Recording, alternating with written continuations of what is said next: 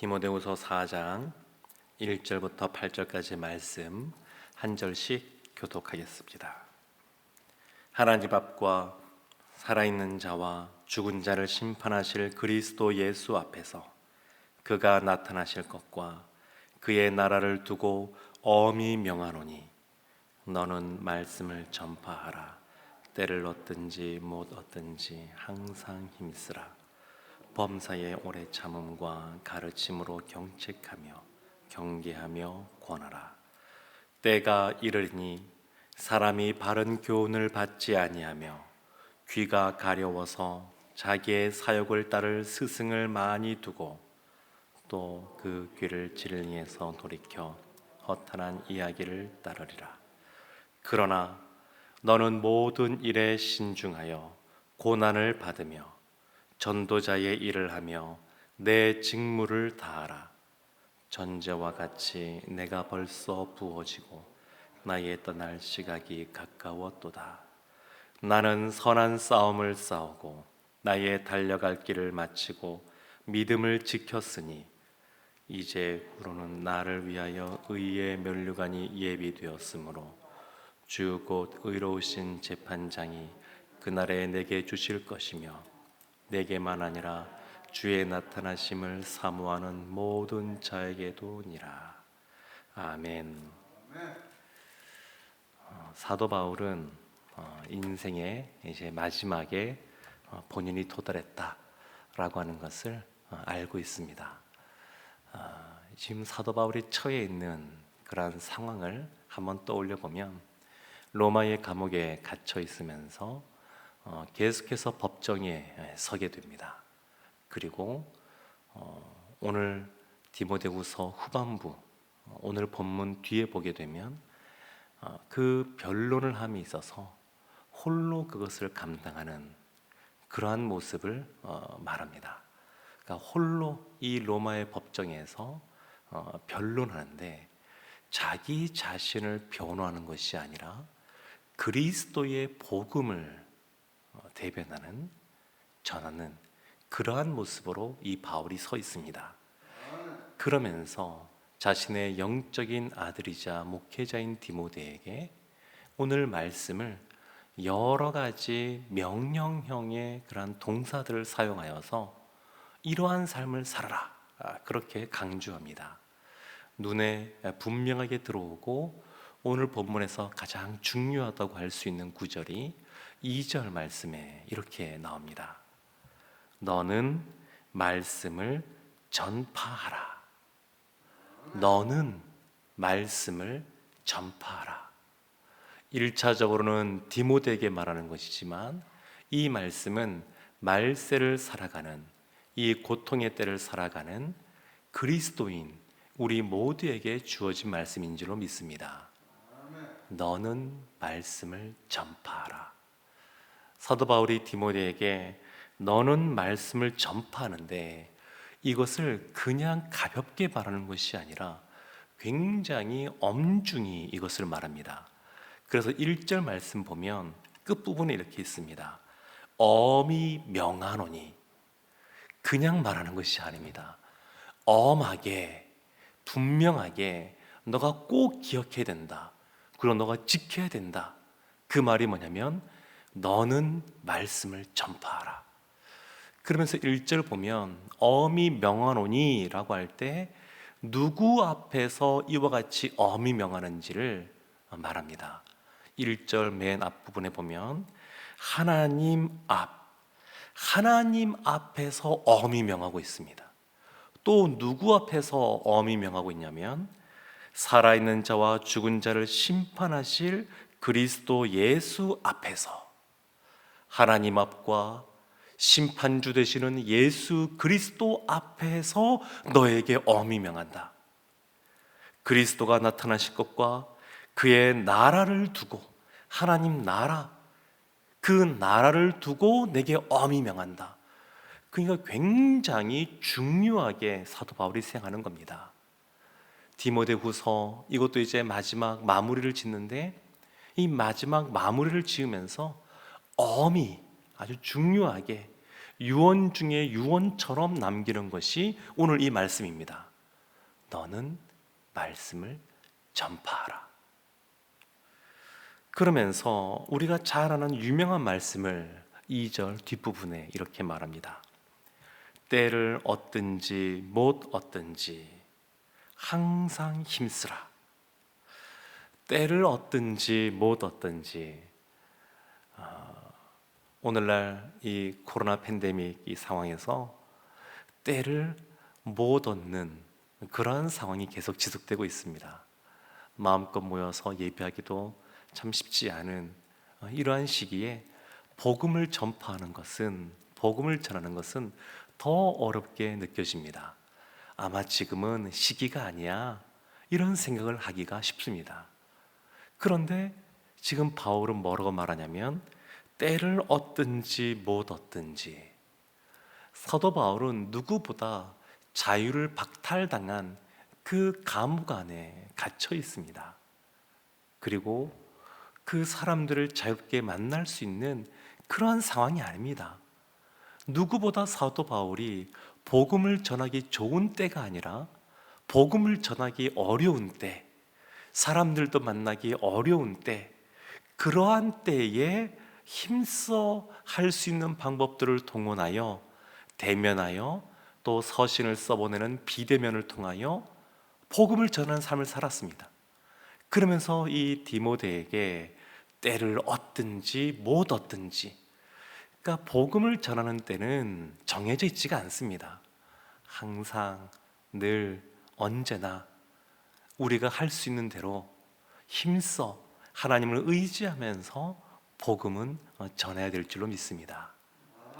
사도 바울이 때를 얻든지 못 얻든지 힘써 말씀을 전파하라. 그러면서 이 2절 말씀 보면 명령형 동사가 5가지나 나옵니다. 힘써 말씀을 전파하라. 그리고 때를 얻든지 못 얻든지 항상 힘쓰라. 항상 힘쓰라. 그리고 범사의 오래 참음과 가르침으로 경책하라. 경책하다라고 하는 것은 책망하는 겁니다. 그런데 복음을 전하는 분들은 또 이런 경우가 많이 있겠지만 오래 참음이 필요합니다. 범사의 오래 참음. 쉽게 태신자가 마음 문을 열어서 교회로 나오는 것이 아닙니다. 여러 그러한 조사들에 의하면 수십 번 예수님에 대한 말씀을 들어야 그제서야 마음 문을 열고 복음을 받아들이는 이러한 조사 결과들이 많이 있습니다. 그러니까 오래 참아야 됩니다. 오래 참는 것. 그리고 경계하라. 권하라는 겁니다. 그리고 권하라. 경계하라는 경고하다이고, 그 다음에 권하는 것. 이런 모습이 있어야 되는 겁니다. 뿐만 아니라 5절 말씀 보면 이렇게 말합니다. 같은 말씀 같은데 이렇게 말합니다. 그러나 너는 모든 일에 신중하라는 겁니다. 이것은 절제하는 겁니다. 왜 이런 것이 필요하냐면 복음을 전하기가 만만치가 않습니다. 우리가 힘써 입술로 복음 예수 그리스도를 전파하지만 더불어 우리가 주님 앞에서 절제된 삶, 하나님 믿는 백성다운 삶, 그러한 삶을 보여주어야 됩니다. 신중하라. 이 코로나 상황 속에서 더 요구되는 것 같습니다. 예수 믿는 사람으로서 세상 사람들과는 구별된 다른 그러한 삶, 그러한 삶을 살아야 된다는 겁니다. 그리고 고난을 받으며, 복음 전하는데 고난이 있습니다. 믿지 않는 사람들이 이런저런 이야기로 우리를 불편하게 하고 비난하는 경우들이 있습니다. 그래서 3절, 4절 말씀 보면 이 세상 사람들이 어떻게 반응을 하는지 이렇게 말을 합니다. 때가 이르니 사람이 바른 교훈을 받지 아니하며 귀가 가려워서 자기의 사욕을 따를 스승을 많이 두고 또 그 귀를 진리에서 돌이켜 허탈한 이야기를 따르리라. 그러니까 바른 교훈을 받지 않습니다. 그리고 귀가 가려워서 자신이 듣기 좋은 말만 들으려고 합니다. 사람들이 그러니까 본인이 듣기 좋아하는 말, 본인에게 이익이 된다고 생각하는 말, 그냥 본인 생각에 판단에 그런 것만 들으려고 합니다. 그러다 보니까 복음을 전하면 요즘 시대가 어떤 시대인데, 지금이 어느 때인데 그렇게 하느냐, 이런 이야기들 합니다. 더군다나 지금은 청년들, 그리고 더 어린 자녀들 보게 되면 그 시대는 더 이런 것을 배격하는 문화 속에 있습니다. 그래서 고난을 받는 겁니다. 복음을 전하다 보게 되면 여러 가지 어려움들이 동반이 됩니다. 그렇지만 그걸 받으라고 사도 바울이 말합니다. 그리고 5절 뒷부분을 보면 전도자의 일을 하며 전도자의 사명, 그것을 감당하라, 이렇게 말을 합니다. 그리고 내 직무를 다하라. 사랑하는 성도 여러분, 한국에서는, 우리나라는 특별한 복음 전파의 시기들이 있었습니다. 하나님이 폭포수와 같이 한국 교회 가운데, 성도들 가운데 큰 은혜들을 베풀어 주셔서 복음에 대한 그러한 열정, 영혼을 향한 그러한 안타까워하는 마음, 이런 마음들을 부어주시고, 한때는 소위 십자가 깃발만 꽂아도 사람들이 모여든다, 그러한 시기를 보냈었습니다. 그런데 2000년 교회 역사를 보면 복음은 늘 그 전하기가 쉽지 않았습니다. 초대교회 때부터 시작하여서 복음을 전함에 있어서 편안하게 이런 것들이 다 이루어진 때들이 별로 없습니다. 그러니까 사도 바울 때나 지금이나 매 한 가지입니다. 오히려 사도 바울 때는 복음을 받아들이고 믿는 사람들은 여러 가지 눈에 보이는 불이익들이 많이 있었으니까 더 전하기가 어려웠을 겁니다. 그래서 사도 바울이 그것을 알고, 그러나 5절에 보면 그러나 이렇게 말합니다. 세상 사람들은 그렇게 말하고 있지만, 그렇게 반응을 하지만, 그러나 5절에도 명령형이 4가지가 나옵니다. 그 복음을 전파하라 관련된 말씀하여서 9가지 명령형을 써서 말하고 있는 겁니다. 왜 이렇게 강조할까요? 엄히 명하노니 라고 말하면서 이렇게 강조하는 것은 이것이 너무너무 중요하기 때문에 그렇습니다. 하나님의 자녀들은 전도자의 사명이 있습니다. 누구나 예외가 없습니다. 신앙생활을 갓 시작한 사람이든 오래 한 사람이든 다 누구나 복음 전파에 대한 그러한 사명이 있습니다. 로마서 10장에 보면 13절 말씀에 이런 말씀이 있습니다.